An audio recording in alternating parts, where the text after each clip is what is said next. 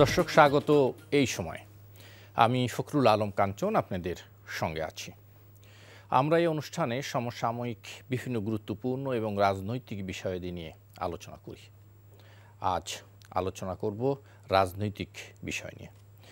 এই জন্য আমরা দুইজন অতিথিকে আমন্ত্রণ জানিয়েছি। আমাদের সঙ্গে আলোচনা করতে স্টুডিওতে উপস্থিত আছেন আওয়ামী লীগের মুক্তিযুদ্ধ বিষয়ক কেন্দ্রীয় উপকমিটির সদস্য মোহাম্মদ মনিরুজ্জামান মনির,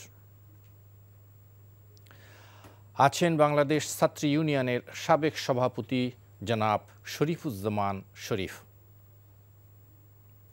এছাড়াও আমাদের সাথে অনলাইনে যুক্ত হবেন আমরা আশা করছি বিএনপির কেন্দ্রীয় নির্বাহী কমিটির সদস্য অ্যাডভোকেট শেখ ওয়াহিদুজ্জামান দীপু। স্বাগত জানাচ্ছি আপনাদের দুইজনকেই। আমি জনাব শরীফুজ্জামান শরীফ আপনাকে দিয়ে শুরু করতে চাই। আপনি জানেন যে আমরা যে সময় এই আলোচনায় বসেছি ঠিক সে সময় উপকূলীয় অঞ্চলে ঘূর্ণিঝড় সিত্রাং শুরু হয়েছে। হয়তো আবহাওয়াবিদরা বলছেন যে আজকে রাত্রে মধ্যরাতের হয়তো বড় ধরনের আঘাত আনতে পারে। তো আমরা এ নিয়ে একটু আলোচনা করতে চাই যে আপনিও উপকূলীয় এলাকার বাসিন্দা এবং আমাদের মনিরুজ্জামান মনিরও তো একই মানে ওই উপকূল অঞ্চলের মানুষ। তো এই যে ঘূর্ণিঝড় জলোচ্ছ্বাস সাথে তো আমরা এক ধরনের পরিচিতই, একটু শুনতে চাই আপনার কাছ থেকে, তারপরে মূল আলোচনা যাব। ধন্যবাদ আপনাকে, ধন্যবাদ অন্য আলোচক এবং দর্শক শ্রোতাদেরকে। আপনি যেভাবে বলছিলেন আমি সকাল থেকে একটা উদ্বেগ উৎকণ্ঠা আছে। কারণ হলো একদিকে নিজের জন্মস্থান, পরিবারের সদস্যরা সেখানে থাকেন, এর বাইরে আমাদের রাজনৈতিক সহকর্মী বা পাড়া প্রতিবেশী অনেকেই আছেন। আমাদের ওই অঞ্চলের মানুষ আমরা ছোটোবেলার থেকে এই ধরনের প্রাকৃতিক দুর্যোগ মোকাবেলা করার অভিজ্ঞতা আমাদের আছে। কিন্তু সাম্প্রতিক সময় আমরা দেখছি যে জলবায়ু পরিবর্তন এবং প্রাকৃতিক নানা রকমের ভারসাম্য নষ্ট হওয়ার কারণে এর পৌনঃপুনিকতা বাড়ছে। একটা দুর্যোগের সাথে আর একটা দুর্যোগের দূরত্বটা অনেকটা কমে আসছে। তো আমরা চাইলেই এই যে দুর্যোগের কারণটা পৃথিবীর উন্নত দেশগুলোর তৈরি করা কারণের এফেক্টেড, আমরা ফল ভোগ করছি। আমরা চাইলেই এই দুর্যোগ থেকে বের হতে পারবো না, কিন্তু আমাদের জীবনযাপন, আমাদের লাইফস্টাইলটাকে আমাদেরকে কতগুলো জায়গায় আমাদেরকে খাপ খায়ে চলতে হবে। সেই ক্ষেত্রে উপকূলীয় অঞ্চলে এটি যে শেষ দুর্যোগ এমনটা না, আবার আসবে। কিন্তু কখনো কখনো ছোট দুর্যোগ, আবার কখনো বড় দুর্যোগ। যেমন আমাদের এখানে সিডরের কথা আমাদের মনে আছে, এই নভেম্বর মাসে 15 নভেম্বর সিডরে বহু মানুষের জীবন নিয়ে গিয়েছিল। তারপরে আইলা, এরপরে বুলবুল, মহাসেন, এরকমের অনেক রকমের দুর্যোগ এসেছে এবং উপকূলের মানুষ আবার ঘুরে দাঁড়িয়েছে। আমি আমার জায়গা থেকে যদি বলি, আমাদের খুব কাছেই সুন্দরবন এবং ওই উপকূল অঞ্চলের মানুষকে সুন্দরবন তার মায়ের মতন আগলে রাখে এবং সুন্দরবন তাদের এই রকমের দুর্যোগ থেকে রক্ষা করে। আজকে এখানে ঢোকার আগে ঘণ্টাখানেক আগে কথা বলছিলাম শরণখোলা প্রেস ক্লাবের দুজন সাংবাদিকের সঙ্গে এবং আমাদের দলীয় কয়েকজন কর্মীর সঙ্গে। তো তারা যেটা বললেন যে ইতিমধ্যেই আঘাত এনেছে এবং সেটি ক্রমশই সুন্দরবনের দিকে অগ্রসর হচ্ছে এবং তাদের বিশ্বাস এই সুন্দরবন তাদেরকে অতীতের মতো রক্ষা করবে এবং তাদের প্রত্যাশা হচ্ছে সুন্দরবনটাকে যাতে আমরা রক্ষা করি। উপকূলীয় অঞ্চলে যে বনায়ন বিরোধী নানা রকমের প্রকল্প এবং অন্যান্য যে তৎপরতাগুলো আছে সেগুলো যাতে বন্ধ হয়। কারণ এই দুর্যোগ থেকে বাঁচার জন্য আমাদের প্রকৃতির এই দুর্যোগ আবার প্রকৃতি দিয়েই আমাদেরকে মোকাবেলা করতে হবে। নিশ্চয়ই আমরা চাই উপকূলের মানুষ নিরাপদে থাকুক এবং কোনো রকমের কোনো প্রাণহানি বা সম্পদের ক্ষতি যাতে না হোক। জনাব মনিরুজ্জামান মনির, আপনার কাছ থেকে শুনবো। তার আগে আমার মনে হয় আমরা অ্যাডভোকেট শেখ ওয়াহিদুজ্জামান দীপু আমাদের সাথে যুক্ত হয়েছেন। আমার মনে হয় যে আমরা তার কাছ থেকে একটু কথা শুনে আসি, তারপরে আপনাদের কাছে আসবো। অ্যাডভোকেট শেখ ওয়াহিদুজ্জামান দীপু, আপনি যদি আমাকে শুনতে পাচ্ছেন কি? আমাকে শুনতে পাচ্ছি। আমি সরাসরি আপনার কাছে আলোচনায় যেতে চাই, প্রশ্নে যেতে চাই। আপনি যদি আমাকে শুনেন তাহলে আপনাকে আমি একটু জানতে চাই যে আজকে বিএনপির নেতা সাধারণ সম্পাদক জনাব মির্জা ফখরুল ইসলাম আলমগীর বলেছেন গণতন্ত্র ও ভোটাধিকার ফিরে পেতে বিএনপি আন্দোলন করছে। আমরা তো দেখছি যে গত অন্তত 1 থেকে 1.5 মাস যাবত তারা এই বিএনপি আন্দোলনের মধ্যেই আছে, কিন্তু আজকে যেই কথাটি বললেন যে গণতন্ত্র এবং ভোটাধিকার, শুনতে চাই আপনার কাছ থেকে অ্যাডভোকেট শেখ ওয়াহিদুজ্জামান দীপু। আপনাকে ধন্যবাদ। একই সময়ে আজকের বিদগ্ধ দুইজন আলোচক যারা ব্যক্তিগতভাবে আমার খুবই প্রিয় মানুষ, তাদেরকে ধন্যবাদ এবং দুঃখ প্রকাশ করছি অনিচ্ছাকৃত কারণে, দুর্যোগপূর্ণ আবহাওয়া এবং পথ সমস্যার কারণে আমি শেষ পর্যন্ত আসতে পারিনি বলে। প্রকৃতপক্ষে বিএনপি মহাসচিব মির্জা ফখরুল ইসলাম আলমগীর যে বক্তব্যটি রেখেছেন, এটি এখন বাংলাদেশের রাজনৈতিক প্রেক্ষাপটে সর্বাপেক্ষা গুরুত্বপূর্ণ বিষয় বলেই তিনি বিবেচনা করেছেন এবং এই জাতি সেটা বিবেচনা করে। আপনি মনে করতে পারেন যে এই ঘটনাটি, তিনি এই কথাটি তিনি উল্লেখ করেছেন গত 22 তারিখে ধারাবাহিক বিভিন্ন বিভাগীয় জনসভার তৃতীয় জনসভা খুলনায় অনুষ্ঠিত হওয়ার পরে ঢাকায় ফিরে এসে তিনি এই বক্তব্যটুকু রেখেছেন। সঙ্গত কারণে এখানে উল্লেখ করা প্রয়োজন, একটি রাজনৈতিক দলের শান্তিপূর্ণ একটি জনসভা, যে জনসভায় অংশগ্রহণ করার জন্য আইন শৃঙ্খলা রক্ষাকারী বাহিনীর যে ধরনের অনুমতি নেওয়া প্রয়োজন, সেই ধরনের অনুমতি নিয়ে বিএনপি খুলনা বিভাগ, তার আয়োজক দল এই জনসভাটির আয়োজন করে। কিন্তু অত্যন্ত দুঃখজনক এবং কষ্টদায়কভাবে দক্ষিণাঞ্চল সহ সারা বাংলাদেশ এবং শেষাবধি গোটা বিশ্বের মানুষ প্রত্যক্ষ করেছে, অত্যন্ত নৃশংসভাবে বলা যায়, নগ্নভাবে বলা যায়, এই জনসভাটিকে বানচাল করার জন্য সরকার তার মদতপুষ্ট বাহিনী দিয়ে একদিকে যেমন অকারণে একটি পরিবহন ধর্মঘটের মতো পদক্ষেপ গ্রহণ করে না বাস, লঞ্চ, সব ধরনের যানবাহন বন্ধ করে দিয়েছে। মানুষ আসতে যাতে না পারে, জনসভায় অংশগ্রহণ করতে না পারে, তার জন্য যে ধরনের আক্রমণ, পথে ঘাটে বাড়িতে ভয়ভীতি প্রদর্শন করার চেষ্টা করেছে। এই যে প্রক্রিয়াটি, এই প্রক্রিয়াটি সঙ্গত কারণেই গণতান্ত্রিক রাজনীতিতে অস্থিতিশীল এবং অসহনশীল পরিবেশের প্রকৃষ্ট উদাহরণ। না, এর পাশাপাশি শেখ ওয়াহিদুজ্জামান, আমি যদি আপনার কাছে একটু জানতে চাই যে পরিবহন ধর্মঘট তো ডেকেছে পরিবহন শ্রমিকরা, তার সাথে আপনি সরকারকে কেন জড়াচ্ছেন? আপনি বোধহয় দুটো পক্ষেরই, পরিবহনের দুটো মালিক সমিতির বিশ্বাস আব্দুল গফফার সাহেবের একটা সাক্ষাৎকার হয়তো আপনি শুনেছেন।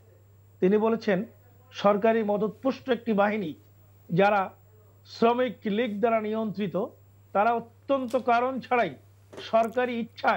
সরকারি ইচ্ছার কাছে তারা এই জাতীয় একটি ধর্মঘটের আহ্বান করেছে, যার কোনো যৌক্তিকতাও নাই, প্রয়োজনও নাই। তারা চেয়েছিল এই জনসভায় যাতে জনগণ আসতে না পারে সেটার বাধা সৃষ্টি করতে। জি, আমার মনে হয় আপনার বক্তব্য আমরা পেয়েছি। একটু শুনে আসি, আপনি থাকেন আমাদের সাথে, আমি একটু শুনে আছি। জনাব মনিরুজ্জামান মনির, আপনি শুনছিলেন এই খুলনার বিএনপির গণসমাবেশ নিয়ে এই অভিযোগটি বিএনপির নেতৃবৃন্দ করছেন যে তারা অনুমতি দেওয়া হলো কিন্তু সেই সমাবেশে আসতে বাধা দেওয়া হয়েছে। আপনাকে ধন্যবাদ এবং আমার দুই সহ আলোচক সহ বাংলাদেশের সকল মানুষদেরকে একটি ভয়ঙ্করী গুণজের মধ্যে থেকে উপকূলের 13টি জেলার মানুষ যাচ্ছে, সেখান থেকে আমরা মনে করি মহান রাব্বুল আলামিন সৃষ্টিকর্তা আমাদের সকলকে জানমালের হেফাজত রক্ষা করবেন এবং আমার নিজের নির্বাচনী এলাকা রাজাপুর কাঠালিয়া জালকাঠির মানুষ অত্যন্ত একটা প্রতিকূল পরিবেশের মধ্যে থেকে আছে। সরকার যদিও ইতিমধ্যেই আপনার উপকূলীয় অঞ্চলগুলোতে শুকনো খাবার সহ যে প্রস্তুতি থাকা দরকার সেগুলো সবই আছে এবং ইতিমধ্যেই সরকারের ব্যবস্থাপনা এবং সরকার দল হিসেবে বাংলাদেশ আওয়ামী লীগের এবং তার সকল সহযোগী সংগঠনের নেতৃবৃন্দ মাইকিং করে স্থানীয় প্রতিনিধি, জনপ্রতিনিধি যারা আছে সকলে সচেতন করছে এবং সাইক্লোন শেল্টারগুলোতে মানুষদেরকে যদি অতিমাত্রায় যখন অসহনীয় পর্যায়ে চলে যাবে তখন যেন তারা সেখানে যেতে পারে তার নিশ্চয়তা বিধান করেছে। এবং আমরা এই রকমের পরিস্থিতির মধ্য থেকে বাংলাদেশের মানুষ এই পরিস্থিতি কীভাবে মোকাবেলা করতে হয় সেক্ষেত্রে আমরা বিশ্ব দরবারে নিজেদের যে পরিচয়, এটি জনাব শরীফুজ্জামান যেটা বলেছেন, যেটা আসলে আমরা উন্নততর রাষ্ট্রগুলোর পরিস্থিতির শিকার আমরা হচ্ছে ক্লাইমেট চেঞ্জের কারণে, এটা যথার্থই বলেছেন। তারপরেও আমরা এই পরিস্থিতি সামাল দিয়ে বারবার আমরা সাইক্লোন সিডর সহ অন্যান্য যে কোনো মোকাবেলা করে এই সরকার বিশেষ করে সফলতার সহিত আমরা কাজ করে যাচ্ছি। এখন আসেন রাজনীতিতে। আমি একজন গণতান্ত্রিক আন্দোলনের কর্মী হিসেবে মনে করি যে কোনো গণতান্ত্রিক রাজনৈতিক দল তার সভা সমাবেশ করার তার গণতান্ত্রিক এবং মৌলিক অধিকার আছে বলে আমি বিশ্বাস করি। সেটা যদি কোনো কারণে দেশ এবং দেশের বিরুদ্ধে না হয়, নাশকতামূলক কোনো কর্মকাণ্ড না হয়, তাহলে তো অবশ্যই আমি একটা রাজনৈতিক কর্মী হিসেবে আমি প্রত্যাশাই করব যে কোনো রাজনৈতিক দল তার চিন্তার স্বাধীনতা আছে, মত প্রকাশের স্বাধীনতা আছে, সেই জায়গাটা যে তার কথা বলবে এটা যেমন সত্য এবং সেই জায়গাটায় সত্যের সাথে সাথে কিছু প্রশ্ন থেকে যায়। আমরা যদি বিচার করি বা বিশ্লেষণ করি, প্রথমত বাংলাদেশ আওয়ামী লীগ সরকার, আওয়ামী লীগের কোনো নেতাকর্মী খুলনার এই জনসভায় আসার ক্ষেত্রে, যেটা আমার পূর্ববর্তী বক্তা আমার মুরব্বী মিস্টার ওহিদুজ্জামান দীপু যেটা বললেন, সেটা আপনি দেখবেন আজকে আপনি একটা বড় টেলিভিশন চ্যানেলের কর্তা ব্যক্তি, এখানে দেখবেন বাংলাদেশে কোথাও কোনো জায়গায় আওয়ামী লীগের কোনো নেতাকর্মী, বিএনপির কোনো নেতাকর্মীর বাড়িতে হামলা করা বা তাদেরকে বাধা দেওয়া, এটা বাংলাদেশের কোনো মিডিয়া বা আজকে ইউটিউব চ্যানেলগুলোও খুব ওপেন এবং জনপ্রিয় সে জায়গাগুলোতে দেখা যাচ্ছে না। তবে হ্যাঁ, পরিবহন ধর্মঘটের কথা যেটা বলেছেন কাঞ্চন ভাই, কিন্তু দীপু যে কথাটি বলেছেন যে পরিবহন ধর্মঘটটা হয়েছে, আমি সেটাই বলছি, সরকারের ইশারা। একটা হলো আমি কর্মী হিসাবে আমার প্রতিপক্ষ অন্য দল, বন্ধুপ্রতিম কোনো দল যখন কোনো প্রোগ্রাম বা সমাবেশ করে সেই জায়গাটায় আমি অযাচিত হামলা করছি কিনা এটা আমাকে অ্যাড্রেস করতে হবে। সেই হিসাবে বাংলাদেশ আওয়ামী লীগ এই কোনো হামলা মামলা এগুলোর সাথে জড়িত নয়। এখন আসেন পরিবহন ধর্মঘট। পরিবহন ধর্মঘটের একটা সেক্টর হলো সরকারের বিআরটিসির বাস তো সরকার বন্ধ করে নেয়। এখন এটা পরিবহন শ্রমিক মালিক যারা, এখানে তো আওয়ামী লীগ, বিএনপি, জাতীয় পার্টি সকলে মিলেই পরিবহন শ্রমিকরা, সেখানে তারা একটা অংশ করেছে। এই করার কারণটা হলো বিএনপির ধর্মঘট ডাকার এই কারণটা 2013-14-15 সালে বিএনপির যে আন্দোলনের নেচার, মানে যে মুভমেন্ট থাকে, সেই মুভমেন্টে বাংলাদেশের সচেতন মানুষ এবং যে যার ব্যবসা প্রতিষ্ঠান আছে, বাস মালিকরা, তারা জানে তারা আগুন সন্ত্রাসের সাথে লিপ্ত, তাদের এই নেতিবাচক কর্মকাণ্ড। এটি কি গত 14-15 পরে এই পর্যন্ত কি কোনো একটি ঘটনা ঘটেছে বিএনপির এই যে যত? আমি সেটা বলছি, এটা হলো আপনি যখন জানমালের হেফাজত করতে চান, ঠিক তেমনিভাবে আপনি ব্যবসা যখন করবেন, আপনার ব্যবসা প্রতিষ্ঠানকেও রক্ষা করা আপনার দায়িত্ব, আপনার রুটি রুজির জন্য। সেই জায়গায় দাঁড়িয়ে এখন এই পরিস্থিতির ওভারকাম করার জন্য কাজটা কিন্তু বিএনপি করতে হবে। অর্থাৎ ইতিবাচক যে তার ভাবমূর্তি, এটা ফিরিয়ে আনার দায়িত্ব তো আওয়ামী লীগের নয়, এটা বিএনপিরই ভাবমূর্তি। আমি রাজনীতিতে যেটা মনে করি, আপনি যেটা কাঞ্চন ভাই বলছেন, রাজনীতিতে একটি ইতিবাচক পরিবর্তন হওয়া দরকার।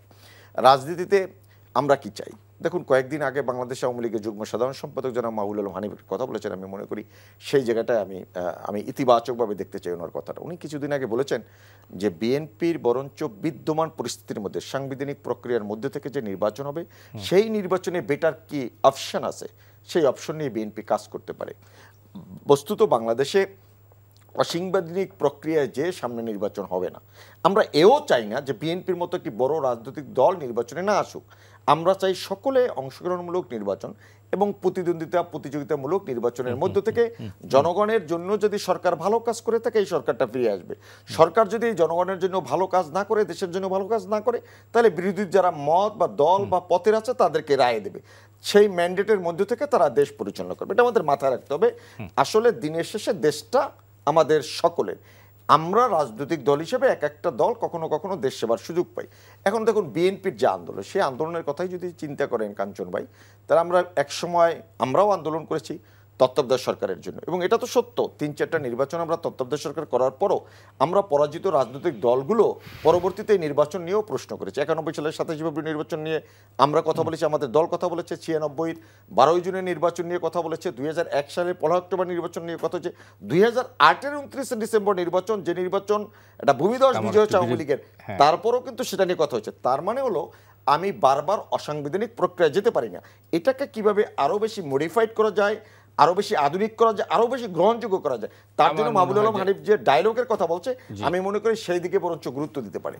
জনাব শরীফুজ্জামান শরীফ, আপনি শুনছেন খুলনার বিএনপির গণসমাবেশ নিয়ে কথা হয়েছে।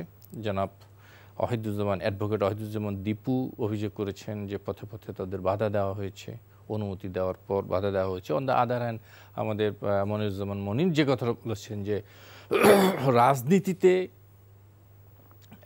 একটা পর্যায়ে তো আসতে হবে এবং তারাও চান যেন বিএনপিকে সাথে নিয়ে নির্বাচনে যাওয়া। এ সব কিছু নিয়ে আপনার কাছ থেকে শুনতে চাই।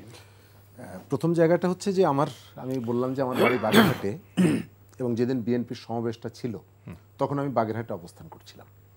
আমার ঢাকায় আসার 2 দিন পিছিয়েছে এই ধর্মঘটের কারণে, এবং ধর্মঘটটা খুবই আপনিও তো শ্রমিক শক্তিশালী ধর্মঘট হয়েছে। এখন তো মনে হয় শ্রমিক আন্দোলন, আমি কৃষক সংগঠনের সাথে কাজ করি। তো আমি যেটা মনে করি যে আমাদের এই যে সভা সমাবেশের প্রসঙ্গটি এসেছে, এটি সংবিধান স্বীকৃত অধিকার, কিন্তু আমরা সেই অধিকারটা ভোগ করতে পারি না। আমাদের সাংবিধানিক সেই অধিকারটি চলে গেছে ওসির দয়ার উপরে, ডিসির দয়ার উপরে, প্রশাসনিক কর্মকর্তাদের দয়ার উপরে। তারা বলছে সমাবেশ করা যাবে না, তারা তো অনুমতি দিয়েছে। খুলনার কথা যদি বলি, আমি শুধু খুলনার কথা বলছি না, সামগ্রিক কথা বলছি। এই সাংবিধানিক অধিকারটা আপনাকে নিতে হচ্ছে প্রশাসনের বিভিন্ন জায়গা থেকে, এবং ক্ষমতা পরিবর্তনের সঙ্গে সঙ্গে সবসময় ক্ষমতাসীনরা এই কৌশলগুলো ব্যবহার করছে। আজকে আমি রাজনীতির জায়গা থেকে আমাদের দীর্ঘ সময় ধরে অনেকগুলো ঘটনা আমরা পর্যবেক্ষণ করার সুযোগ হয়েছে, এবং এই যে আচরণটা আমি এর আগে যখন বিএনপি করতো আওয়ামী লীগের সাথে, তখনও আমরা এর প্রতিবাদ করতাম, সমালোচনা করতাম। এখন আওয়ামী লীগ যেটি করছে এটিরও আমি প্রতিবাদ করি। এবং বাংলাদেশের এই ঘটনাটি আকস্মিক না, এর আগে ঘটেছে, কিন্তু এখন যেটা দেখা যাচ্ছে আগের ঘটনাগুলো আওয়ামী লীগের, আপনার নিশ্চয়ই খেয়াল আছে জলিল সাহেব যখন ট্রাম্প কার্ডের কথা বললেন, সেই দিন ঢাকা শহর বিচ্ছিন্ন, একদিনে 8,000 গ্রেপ্তার। তো তখন বিএনপি ভেবেছিল সে আর পাওয়ারের বাইরে যাবে না। আজকে আওয়ামী লীগ ভাবছে সে অনন্তকাল পাওয়ারে থাকবে এবং সে আর বাইরে যাবে না। সুতরাং সে ওই কাজগুলো শুধুমাত্র করছে না, তার থেকে কয়েক গুণ বেশি করছে। মনির ভাই যেটি বললেন যে পরিবহন ধর্মঘট ডেকেছে পরিবহন শ্রমিকরা, বাংলাদেশে ধর্মঘট পরিবহন শ্রমিকরাই ডেকে, তারাই ডাকে, এতে কোনো ভুল নাই, তারাই ডাকে। আপনার খেয়াল আছে যে ওই যে আওয়ামী লীগ লগি বৈঠার যে কর্মসূচিটা ছিল, তার কর্মসূচি ঘোষণার আগে মানে তখনও কিন্তু ধর্মঘট ডাকা হয়েছিল এই পরিবহন শ্রমিকদেরকে দিয়ে, তখনও কিন্তু ধর্মঘট হয়েছে। হাওয়া ভবন ঘেরাওয়ের যেদিন কর্মসূচি ছিল ধর্মঘট ডাকা হয়েছিল। কিন্তু এখন হচ্ছে আরও একটু পরিচালিতভাবে, আওয়ামী লীগ কোনো দায়িত্ব নিচ্ছে না, পুরো দায়িত্ব হচ্ছে কার, তো পরিবহন শ্রমিকরা ডেকেছে। বাংলাদেশে এখন কোনো একটি জায়গায় সরকারের অনুমতি ছাড়া বা সরকারের নেতাদের, সেটি আপনি প্রকাশ্যে বলেন আর গোপনে বলেন, আওয়ামী লীগের নেতারা কিন্তু বাগেরহাটে বলেছে পদ্মার এপারে আওয়ামী লীগ বিএনপিকে নামতে দেব না। সুতরাং তার সাথে এটির সম্পর্কটা নেই, এতটা বোকা বা নির্বোধ আমরা না। দ্বিতীয় জায়গাটা হলো পরিবহন শ্রমিকরা যখন ধর্মঘটটা ডাকে, তাৎক্ষণিকভাবে প্রশাসন কিন্তু তাদের সাথে আলোচনায় আমন্ত্রণ জানায়, প্রবলেমটা কি সেটি বোঝার চেষ্টা করে এবং নেগোসিয়েশন করার চেষ্টা করে। এখানে ধর্মঘট ডাকার পরে প্রশাসনের পক্ষ থেকে কোনো নেগোসিয়েশন করা, তাদের সাথে আলোচনা করার কোনো উদ্যোগ নেওয়া হয়নি। নাম্বার 2, আপনি পরিবহন ধর্মঘট ডাকলো, রেল এটি তো গভর্নমেন্ট প্রতিষ্ঠান, যশোরের পর রেল কিন্তু ঢাকা পর্যন্ত খুলনা পর্যন্ত আসেনি, রেল বন্ধ হয়ে গেছে। সুতরাং এর দিন কর্মসূচি, আমি শেষ করে দেব, কর্মসূচির দিন সকালে খেয়ার নৌকার মাঝিরা, লঞ্চের মালিকরা, তারাও ধর্মঘট। অর্থাৎ সামগ্রিকভাবে এই যে প্রস্তুতিগুলো, এই প্রস্তুতিগুলো গভর্নমেন্টের সহযোগিতা ছাড়া এই প্রস্তুতি হতে পারে না, হয় না। একটু শুনে আসে না, এটা শরীফ যেটা বললো এটা তো অপ্রত্যাশিত, এই রকমের কোনো নেতিবাচক রাজনীতির সাথে আমি ব্যক্তিগতভাবে প্রত্যাশা করি না। তবে আমাদেরকে ভুলে গেলে চলবে না, হয়তোবা আওয়ামী লীগের আমলে আপনি এরকমের 2-1টি অপ্রত্যাশিত ঘটনা ঘটতে পারে, কিন্তু এটাও তো ঠিক যে বাংলাদেশে আওয়ামী লীগ কিন্তু পরিস্থিতির শিকার হয়েছে আরজাস ক্যালেন্ডারের মধ্য থেকে। আমাদের পরিস্থিতির উত্তরণ ঘটেছে, ঘটে না যে তাই না, এখানে আমাদের স্বীকার করতে হবে যে ঘটনার পরিস্থিতির উন্নতি ঘটেছে। আমার বন্ধু যেটা বললেন এটাও তো আমার মনে রাখতে হবে যে এই যে আইনটি, সাংবিধানিকভাবে যে কারো কাছ থেকে পারমিশন আমার মৌলিক অধিকার, গণতান্ত্রিক যে অধিকার, সেই অধিকারটাও বলেছে কিন্তু, হ্যাঁ আমি বলছি এই অধিকারটাও খর্ব কিন্তু ওইটার চিত্রটা যেভাবে ভয়াবহ, আজকের চিত্রটা এইরকমের ভয়াবহ না। হাজার হাজার মানুষকে গ্রেপ্তার করা, তাদের নেতাকর্মী, তাদের বাবা মাকে থানায় নিয়ে যাওয়া, এরকমের পরিস্থিতির মধ্যে থেকে 2001 সাল থেকে 2006 সাল পর্যন্ত এই নির্মম চিত্র আমরা দেখতে চাই না। আমরা এটা বলছি, হয়তোবা অতি উৎসাহী হয়ে যদি কেউ কাজটা করে থাকে যে বিএনপির সমাবেশে, ভাই বিএনপির সমাবেশে আসতে হলে সমস্যা কি? 5,000 লোকের কাছে 10,000 লোক আসবে, সমস্যাটা কি? আমরা তো দেখেছি খুলনা তো আমাদের আত্মীয় স্বজন বন্ধু বান্ধব থাকে, ফ্যামিলি মেম্বার্সরা থাকে, কত লোক হয়েছে, কোন রাস্তায় কতটুকু একটা ন্যারো জায়গার ভিতরে শোডাউন দেখানোর জন্য।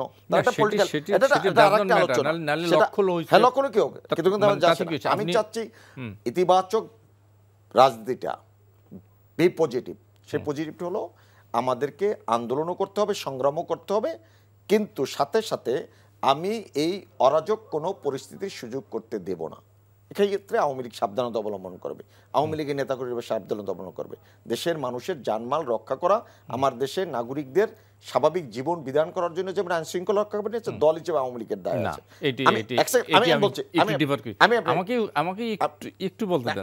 আমাকে শেষ করে দেন, পরে আপনি অ্যাড করেন।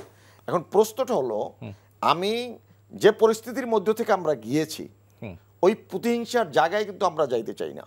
আমরা 15 আগস্টের মতন পরিস্থিতির শিকার, 75-এর, আমরা 2004 সালে 21 সালে গ্রেনেড হামলার শিকার। আজকের কিন্তু বিএনপির মির্জা ফখরুল ইসলাম আলমগীর খুলনায় জনসভা করে, বক্তৃতা করে সরকারের বিরুদ্ধে সত্য তত্ত্ব অনেক কিছু উপস্থাপন করছে, কিন্তু তাকে কিন্তু একটা ফুলের টোকা দেয়নি। কিন্তু বাংলাদেশ 2001 সাল থেকে 2006 সাল আহসানুল্লাহ মাস্টার যে খুলনাতে সমাবেশ করছে, মনজুরুল ইমাম বালু, এইরকমের হত্যাকাণ্ডের শিকার 2001 থেকে 2006 সাল পর্যন্ত হচ্ছে। তারপর আমি বলি, আজকের যে জায়গাটা হচ্ছে, এই ঘটনাটা আমরা চাই না। কেন হচ্ছে? এই কেন হওয়ার পিছনে আমাদেরকে কাঞ্চন ভাই একটু পর্যালোচনা করতে হবে। আপনি এত অনাচার করেছেন, এত অত্যাচার করেছেন, তার মধ্য থেকে আমরা এখান থেকেও বেরিয়ে আসতে চাই, এখান থেকেও বেরিয়ে আসতে চাই। এখন যদি আপনি যদি আমানুল্লাহ আমান সাহেব আমাকে টাইম ফ্রেম দিচ্ছে 10ই ডিসেম্বর, 10ই ডিসেম্বর বিজয়ের মাস, বাঙালি জাতি আওয়ামী লীগের নেতৃত্বে মহান মুক্তিযুদ্ধ করে 16 ডিসেম্বর বিজয় চিনিয়ে এনেছে। আমাদেরকে যদি বৃদ্ধাঙ্গুলি প্রদর্শন করে 10ই ডিসেম্বরে, এটা তো বোকার স্বর্গে বাস করা। আমরা চাচ্ছি আলোচনা টেবিলে সমস্যার সমাধান হোক। আমরা কেন করে চাচ্ছি বলি, আমি যে পয়েন্টে কথা বলছিলাম, কাঞ্চন ভাই একটা করোনা মোকাবেলা করছি, এখন আমরা করোনার ভিতর থেকে যাচ্ছি, রাশিয়া ইউক্রেনের যুদ্ধ,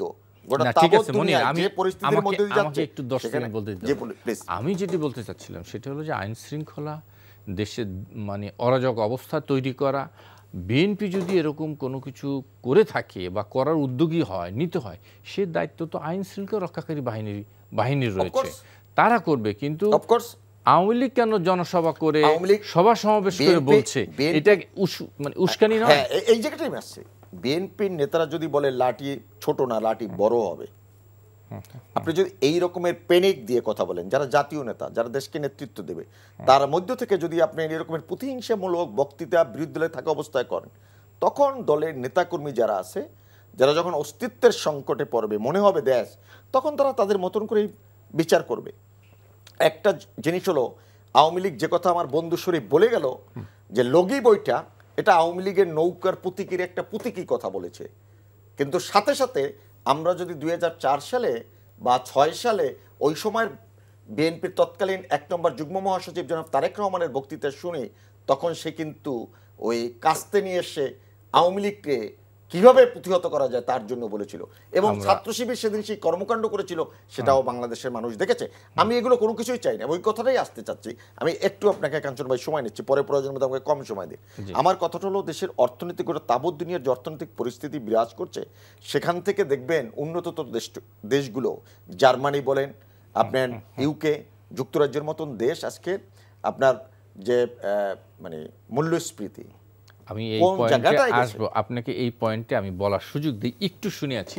শেখ ওয়াহিদুজ্জামান দীপু, আপনার কাছ থেকে যাই। আপনি শুনছিলেন মনিরুজ্জামান মনির যে কথা বললেন, আপনার কাছ থেকে আমি সরাসরি শুনতে চাই, এই ক্ষেত্রে আপনাদের বক্তব্য কি? লাঠি, বড় লাঠি নিয়ে আসার কথা বলছে। আমি একটু বলে যাই, কাঞ্চন ভাই থ্যাংক ইউ, মনির ভাই খুব সুন্দর করে কথা বলেন, এবং সংকুচিত রাস্তাটা মনির ভাই দেখেছেন, কিন্তু মনির ভাই গাড়ি বন্ধ করে দেওয়ার পরে এই জিনিসটা দেখেন নাই 150 কিলোমিটার দূর থেকে হাজার হাজার মানুষ হেঁটে হেঁটে শনিবারের জনসভা শুক্রবারে এসে হাজির হয়েছে এবং শুক্রবারের সারাদিন তারা রৌদ্রতপ্ত শহরের মধ্যে দিয়ে ঘুরছে এবং রাতে রাস্তার উপরে কাগজ বিছিয়ে শুয়ে আছে এবং পরদিন সকালে উঠে ওই প্রখর রৌদ্রচাপের মধ্যে লাখ লাখ মানুষ সেখানে জনসভা শুনেছে অধীর আগ্রহ নিয়ে। কিসের আকাঙ্ক্ষা, কি থেকে হয়েছে? মনির ভাই অত্যন্ত কৌশলে পরিবহন ধর্মঘটটাকে সমর্থন করতে গিয়ে মূলত তাদের যে দুর্বলতা সেটা প্রকাশ করে ফেলেছেন। তিনি বলতে চেয়েছেন যে বিএনপি গাড়ি ভাঙচুর করতে পারে, এই ভয়ে সতর্কতা অবলম্বনের জন্যই এই পরিবহন ধর্মঘট করা হয়েছিল।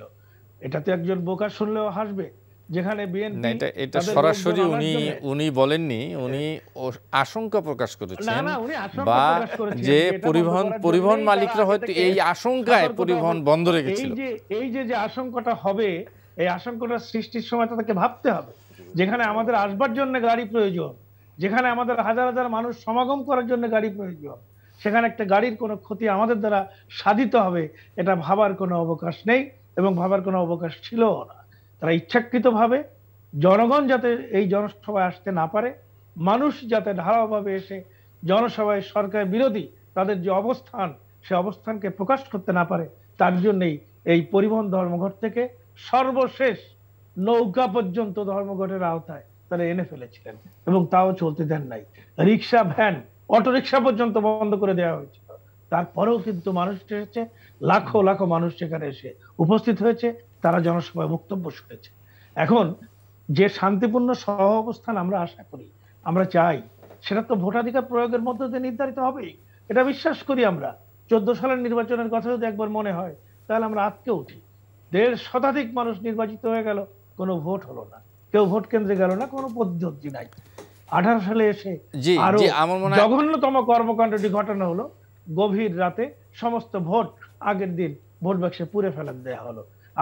আপনি যে প্রশ্নটা উত্থাপন করেছিলেন যে মির্জা ফখরুল ইসলাম আলমগীর বলেছেন ভোটাধিকার ফিরিয়ে আনার জন্য, আমরা গণতন্ত্রকে ফিরিয়ে আনার জন্য আমরা আন্দোলন করছি, এই দুটো জিনিস এখন এত বেশি রিলেটেড হয়েছে এই দেশের জনগণের জন্য, এই দেশের জনগণের সংবিধান রক্ষার জন্য, এই দেশের স্বাধীনতা সার্বভৌমত্ব রক্ষার জন্য।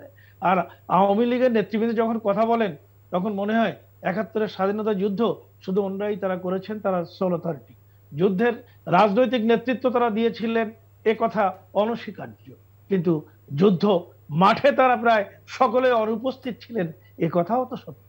কজনকে দেখা যায় তাদের মুক্তিযুদ্ধ বলে দাবি করেন, আর আমরা যে দলটি করি এই দলের প্রতিষ্ঠাতা চেয়ারম্যান বাংলাদেশের স্বাধীনতার ঘোষক। আমরা যে দলটি করি এই দলের প্রতিষ্ঠাতা নিজে যুদ্ধ করেছেন মাঠে ময়দানে। জনাব দীপু, আমরা একটু বর্তমানে আসতে চাই।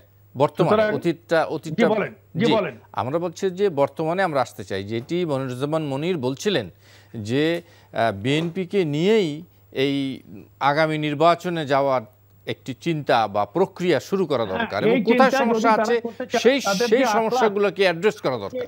তাদের যে আখলাক ইতিমধ্যে তারা পরিষ্কার করেছেন জনগণের সামনে। এই দেশের একেবারে তৃণমূল পর্যায়ে ইভেন স্কুল ম্যানেজিং কমিটির নির্বাচন পর্যন্ত এখন ভোটাধিকারবিহীন নির্বাচনে পরিণত হয়েছে। এই জন্য এই দেশের জনগণ তারা কোনো ভোট দিতে পারে এবং আওয়ামী লীগের অধীনে কোনো নির্বাচন সুষ্ঠু নিরপেক্ষ হতে পারে এটা বিশ্বাস করে না।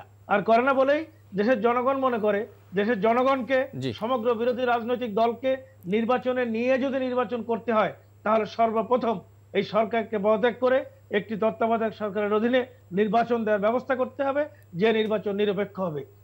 জনাব মনিরুজ্জামান মনির, আমি আপনার কাছ থেকে উত্তর নিব। আপনার শেখ ওয়াহিদুজ্জামান দীপু যেটি বলেছেন তার কথা আপনি বলবেন। আমি এই রাজনীতির বাইরে একটি প্রসঙ্গ আমি আনতে চাই। আপনি জানেন যে হঠাৎ করে আমরা দেখতে পাচ্ছি দেশে কিছুদিন যাবৎ চিনির সংকট দেখা দিয়েছে।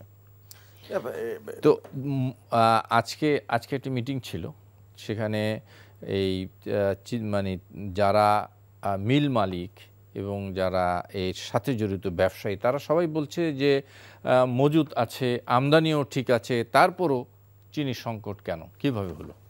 আপনি যে মজুদদার যাদের কথা বলছেন এরা বিভিন্ন সময় কৃত্রিম সংকট তৈরি করে তারা একটা মুনাফা করার চেষ্টা করে। এটা খুব দুঃখজনক। একটা স্বাধীন দেশের নাগরিক হয়ে তাদের দেশের মানুষকে জিম্মি করে তার ব্যক্তিগত কখনো কখনো দেখবেন পেঁয়াজ, কখনো তেল, কখনো চিনি, এটা খুব দুঃখজনক। আমি মনে করি এই জায়গাটাতে আরও বেশি মন্ত্রী সহ মন্ত্রণালয়ের সচিব এবং অন্যান্য যারা আছে ভোক্তাধিকার সকলের মিলে এখানে একটা খুব গুরুত্বপূর্ণ ভূমিকা পালন করা উচিত। সার্বিক দেশের মানুষের আপনি সমস্ত কিছু থাকার পরও একটা সংকট তৈরি করে মধ্য থেকে দেশের মানুষকে হয়রানি করে, এটা খুব দুঃখজনক, এটা অপ্রত্যাশিত। তবে আমি মনে করি প্রতিটা জায়গাতেই আপনার রাজনীতি করা মানুষের মূল্যায়নের জায়গায় যদি থাকে তাহলে একজন রাজনৈতিক নেতা যে পরিমাণ জনগণের সাথে কানেক্টেড থাকে, আমার কাছে মনে হয় যে এই জায়গাটা আমাদের বিবেচনা করা উচিত যে আমাদের মন্ত্রণালয় যারা চালাচ্ছে তারা আসলে কতটা জনসম্পৃক্ততা আছে। এটা আমার কাছে মাঝে মধ্যে প্রশ্ন জাগে। এটা যদিও আমার মানে এটা অত্যন্ত নিজস্ব ব্যক্তিগত মতামত। প্রথমত আমরা নৈতিকতার দিক থেকে অনেক খারাপ দিকে যাচ্ছি, অবনমন হচ্ছে আমাদের, আছে এটা সব সময় প্রতি মুহূর্তে এরকম করে যাচ্ছে। মানে প্রত্যেক সরকারের আমলই আমরা দেখেছি যে এই সিন্ডিকেট থাকে যারা এই কাজটি করে। এটা অনববৃত্ত ঘটনা। এটা কোনো আমাদের ইসলামে বিজনেস করার কথাই বলছে, ব্যবসা করার কথাই বলছে, কিন্তু তার মানে এই নয় মানুষকে পুঁজি করে তার অবৈধভাবে টাকা উপার্জন করতে হবে, সেই টাকা দেশের বাইরে পাচার করতে হবে। আমি দীপু ভাইকে কয়েকটি কথা বলছি। আমি একজন রাজনৈতিক কর্মী হিসেবে ওনার কাছে বলবো যে একটি প্রকৃত সংগঠনের কর্মী তৈরি হয় তার বিরোধী আন্দোলন সংগ্রামের মধ্য থেকে। আমি মনে করি বিএনপির জন্ম বা বেড়ে ওঠা যেভাবেই হোক না কেন, আজকের বাংলাদেশের রাজনীতিতে প্রতি মুহূর্তে এই আন্দোলন সংগ্রাম করার মধ্য থেকে যদি তাদের কর্মী তৈরি হয়, আমি মনে করি এটা শেষ পর্যন্ত ফাইট করে টিকে থাকতে পারবে। কিন্তু তার জন্ম কিন্তু হয়েছিল ক্ষমতার মধ্য থেকে। অতএব আজকের বিএনপি যদি এরকমের পরিস্থিতি তৈরি করে বা পরিস্থিতি যেটা আছে আজকের ট্রেন লঞ্চ, আমার 75 পূর্ণ আগস্ট বঙ্গবন্ধু হত্যাকাণ্ডের পর বঙ্গবন্ধুর কথা বলা যায় না, আওয়ামী লীগের কথা বলা যায় না। আমরা যারা কর্মী ছিলাম 80-র দশকে আমরা কখনো ভাবিনি আওয়ামী লীগ ক্ষমতা আসবে না। তার মানে কি আমার যে আওয়ামী লীগ একটি 73 বছরের সংগঠন, সেই সংগঠনের নেতাকর্মীরা সংগ্রাম করে মানুষকে উজ্জীবিত করে তারপর ক্ষমতা আসছি। আমরা ভিন্ন পন্থা অবলম্বন করিনি। আমি মনে করি দীপু ভাইদেরকে ভিন্ন পন্থা অবলম্বন না করে সঠিক পন্থার মধ্যে থেকে রাজনৈতিক আন্দোলন সংগ্রামের মধ্যে থেকে ইতিবাচক কর্মকাণ্ডের মধ্যে থেকে মানুষকে জাগ্রত করে ক্ষমতা নিয়ে আসবে। পলিটিক্যাল মানে করছে পলিটিক্যাল কর্মসূচি। এক্স্যাক্টলি, আমি সেই কারণেই তো তাদের পক্ষে পলিটিক্যাল কর্মসূচির জন্যই তো তাদের পক্ষে এতগুলো ইতিবাচক কথা বললাম। নইলে বিএনপির যে রাজনীতি, বিএনপির যে কর্মকাণ্ড, সেগুলো তো আজকে আমি তো কোনো রকমের সমালোচনা করি নাই। আমি তো পলিটিক্যাল কর্মসূচির মধ্যেই থাকা উচিত। এই মেসেজটা দিতে হবে পলিটিক্যাল মেসেজটা যদি দেন টকশোতে এসে আওয়ামী লীগ নেতাদের দেখিয়ে নেবেন। বিএনপির বহু নেতা আছে 10 তারিখের পর কোথায় পালানোর পথ থাকবে না। বাংলাদেশ আওয়ামী লীগ এই থ্রেট করার মতন কোনো ক্ষমতা বা বিএনপির কোনো রাজনৈতিক কর্মী রাখে না। আওয়ামী লীগ না না কাঞ্চন ভাই, আওয়ামী লীগ পলানোর দল না। যারা বক্তৃতা দিয়ে এগুলো পালিয়ে যায় এটা বাংলাদেশের মানুষ জানে। একটা কথা আমি বলি, আমি দীপু ভাই উনি একজন সজ্জন ব্যক্তি, ব্যক্তিগত জীবনে আমি যে কলেজের ছাত্র ছিলাম, ছাত্র সংসদে ছিলাম, ওই ছাত্রের উনি ওখানকার প্রতিনিধিত্ব করেছেন। দীপু ভাইকে বলবো যে বাংলাদেশের স্বাধীনতার যুদ্ধের যে ইন্ডিপেন্ডেন্স, বাংলাদেশের যে স্বাধীনতার প্রোক্লেমেশন অফ ইন্ডিপেন্ডেন্স, সেখানে স্বাধীনতার মহানায়ক এবং স্বাধীনতার ঘোষক জাতিপিতা বঙ্গবন্ধু শেখ মুজিব 70-এর 17 ডিসেম্বর নির্বাচনে দেশের জনগণ তাকে ম্যান্ডেট দিয়েছে স্বাধীনতার ঘোষণা দেওয়া, স্বাধীনতা বন্ধ করা, রক্ষা করা, সমস্ত কিছু জাতির পিতা বঙ্গবন্ধু শেখ মুজিব। অফকোর্স মেজর জিয়াউর রহমান বঙ্গবন্ধু শেখ মুজিবের পক্ষে স্বাধীনতার ঘোষণাপত্র পাঠ করেছে। সেটা বলেছিল, I major Zia do hereby declare on behalf of our great national leader Bangabandhu Sheikh Mujibur Rahman.